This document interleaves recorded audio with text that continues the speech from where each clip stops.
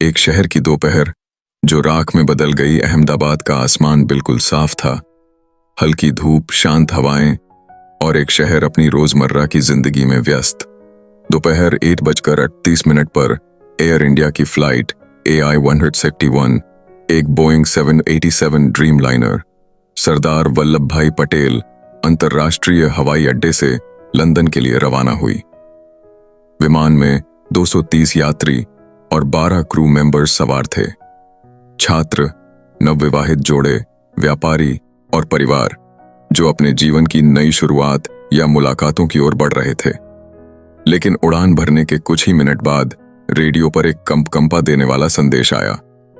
मेडे मेडे, engine fail, तुरंत लौटने की अनुमति चाहिए। फिर सन्नाटा, और फिर हुआ वो जिसकी किसी ने कल्पना तक नहीं की थी। विमान ने तेजी से ऊंचाई खोई और सीधे शहर के हृदय मेघानी नगर, एक घनी आबादी वाला इलाका, में जा गिरा।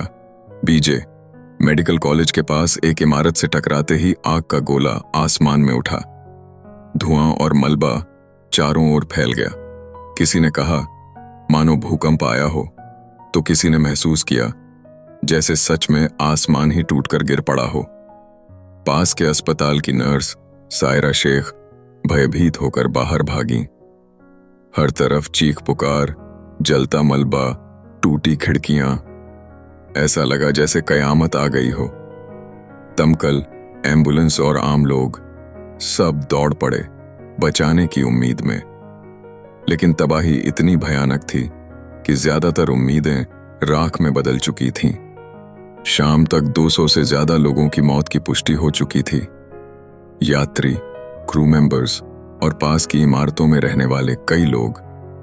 केवल एक जीवित मिला, विवश कुमार रमेश, 19 वर्षीय छात्र जो आपातकालीन द्वार के पास मलबे से घायल अवस्था में जिंदा निकाला गया। कैप्टन सुमित सभरवाल और फर्स्ट ऑफिसर क्लाइव कुंदर को लोगों ने नायक माना।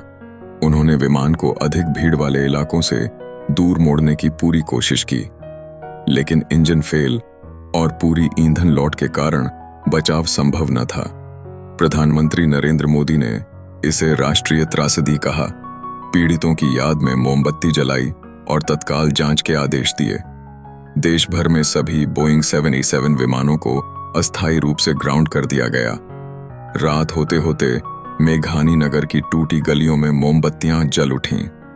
हर तरफ सन्नाटा, धुआं और घम पसरा हुआ था। एक उड़ान जो नई मंजिलों की ओर बढ़ रही थी।